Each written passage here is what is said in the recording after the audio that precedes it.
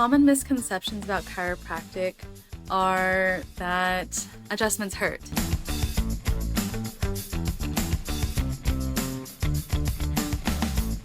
No, they do not. Like almost all the time, they do not. And if it does, then that means that something isn't quite right, that maybe it's not the right place to be adjusting or the right way. Maybe there's too much force that the practitioner is applying. But no, adjustments are actually very relieving. That popping sound. Oh, another misconception might be that the popping sound is a bone breaking.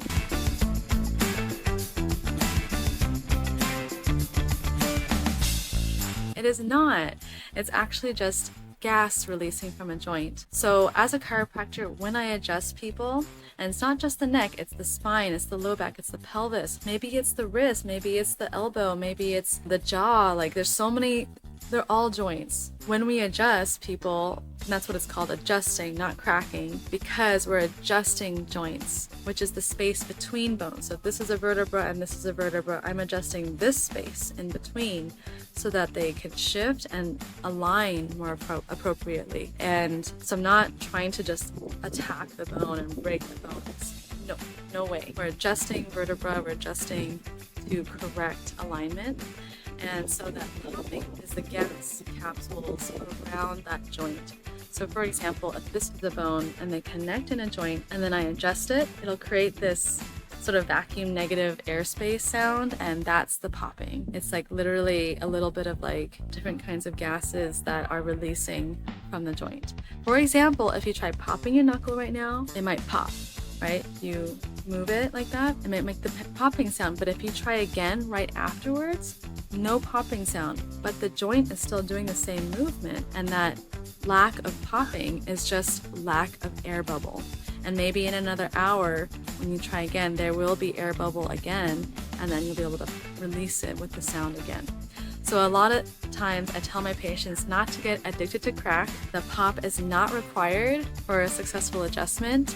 And in fact, as we age, there is less and less gas in our joints. And then that means elders who are getting adjusted are less likely to have a popping sound during an adjustment. Another misconception about chiropractic might be that chiropractors cause strokes.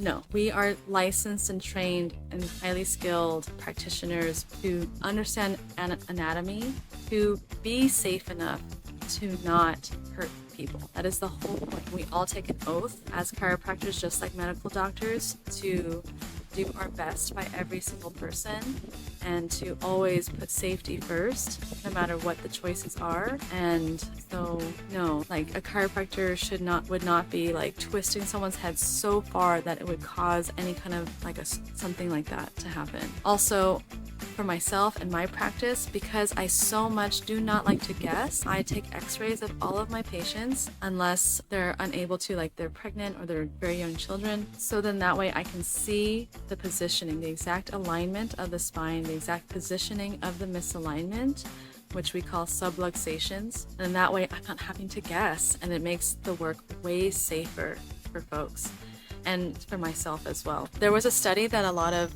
medical practitioners or people reference with regards to chiropractic being correlated with stroke, and it was done by some patients who were seeing chiropractors regularly. That means once a week, twice a week, 3 times a week, and someone had suffered a stroke about like within a day after being adjusted, and this person actually already was compromised cardiovascularly and was already likely to have a stroke anyways, and like whether being adjusted or not. And that doesn't necessarily mean that the adjustment caused the stroke. Another way I like to, yes, there are risks. Medically induced accidents or negative outcomes are called iatrogenic causes, and that's actually the highest rate or reason why anybody gets hurt or dies within a hospital is from iatrogenic mistakes. And so most medical doctors, they end up having malpractice insurance payments that are extremely high, like tens of thousands of dollars a year, because they are having to cover up for or needing insurance coverage for like a multitude of potential accidents that can happen. Whereas as a chiropractor, I pay maybe like $3,000 at most, $2,000 to $3,000 a year, because accidents that occur under a chiropractor or by chiropractors is so there just really isn't like a need for a lot of insurance to go towards protecting myself, because my patients are safe and they rarely are like high risks. Yes. And so that is to say, with anything that you do, there is always a risk involved. The practitioner is human, just like a dentist can make a mistaken diagnosis. This happens anywhere, not just in chiropractic. So I just want that perspective to be there too. Another misconception about chiropractic is that chiropractic is like a new phenomenon.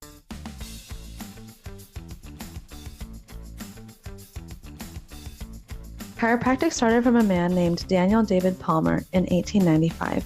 He was Canadian, and he founded the first chiropractic college in Davenport, Iowa in 1897. Chiropractic blossomed from the United States, Canada, Mexico, and all over the world. But did you know that chiropractic, the Western iteration of bone setting, has been done all over the world? Well, in China, it's called Jida. In Japan, it's called Sekotsu. In the Philippines, it's similar to Hilot. In the indigenous Latin American communities, it's called Huasero o Salvador. If bone setting has been practiced in your culture, I'd love to hear your stories. Let me know in the comments below. But that's part of why I love chiropractic, because it's a blend, it's a bridge between the ancient and the modern, a connection point there. If you are liking what you're hearing, please give us a thumbs up, subscribe to my channel below,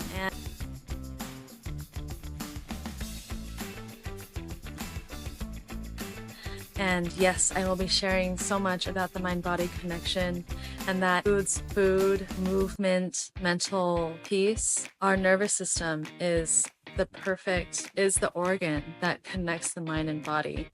Our brains literally do the physical and the non-physical. It creates action in our body so that we can feel, but it also, it's the home of our thoughts and our spirit and our emotions.